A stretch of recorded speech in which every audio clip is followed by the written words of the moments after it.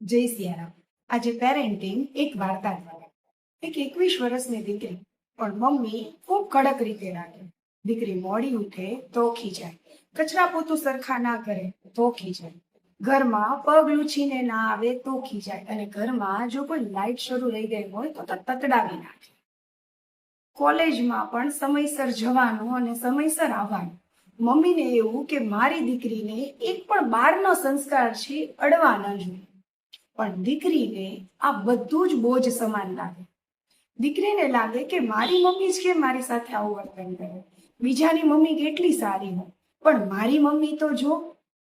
હવે દીકરીનું ભણતર પૂરું થાય છે અને નોકરી મળે એમ છે, પણ એમાં બે ઓપ્શન છે કે નોકરી ગામની નજીક મળે અને કા પછી ગામની બહાર મળે. એટલે દીકરીએ નક્કી કર્યું, ગમે તે થાય ગામની નજીક નોકરી તો નહીં જ કરું. હવે મમ્મીનું વધારે સહન નહીં કરે. હવે આ વાતની મમ્મીને ખબર પડે છે કે દીકરીને ગામની નજીક નોકરી મળે એમ છે. એટલે મમ્મી બીજા દિવસે વહેલા સવારે ઉઠાડીને કહે છે કે ગામની નજીક નોકરી મળે છે, જા અને ઇન્ટરવ્યુ આપીને આવ, અને હા, પાસ થઈને આવજે. દીકરી કહે છે નોકરી તો અહીંયા કરવી જ નથી, પણ તમે કહો છો મનમાં કે તમે કહો છો ને એટલે ઇન્ટરવ્યુ આપી આવો. હવે દીકરી સવારે ઉઠી અને ઇન્ટરવ્યુ આપવા માટે જાય છે. બિલ્ડિંગની નીચે ઘણા બધા કેન્ડિડેટ ઉભા હોય છે. બધાને પૂછે છે કે આ કંપની વાળા પાસ કરે છે કે નપાસ. એટલે બધા જ લોકો કહે છે કે ખબર નહીં, બધાને નપાસ જ કરે છે. દીકરી ઇન્ટરવ્યુની રૂમની અંદર જાય છે અને અંદર બધા ટ્રસ્ટીઓ બેઠા હોય છે અને ઊભા થઈને કહે છે કે મેડમ, તમે આ ઇન્ટરવ્યુમાં પાસ થઈ ગયા છો અને પેકેજ ખૂબ જ સારું છે.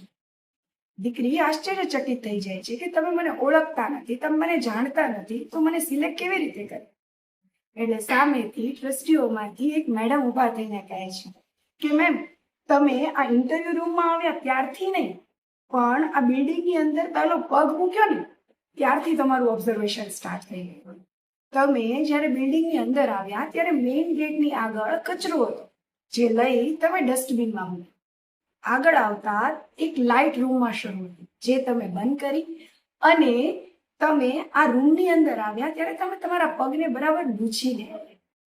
ભણતર તો તમારી પાસે છે જ, પણ અમારે જે કેન્ડિડેટમાં ગુણો જોઈએ છે ને એ બધા જ તમારામાં છે, અને આ ગુણો ફક્ત માતા પિતા જ શીખવી શકે.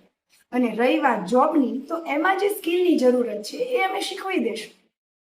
દીકરીને એ જ સમયે રડવું આવી જાય છે અને ઘરે જઈ મમ્મીને વળગી પડે છે અને મમ્મીને કહે છે કે મમ્મી, આજે મને સમજાવ્યું કે પહેલા મને લાગતું કે હું સાચી અને તમે ખોટા હતા, અને આજે સમજાવ્યું કે હું ખોટી અને તમે સાચા છો.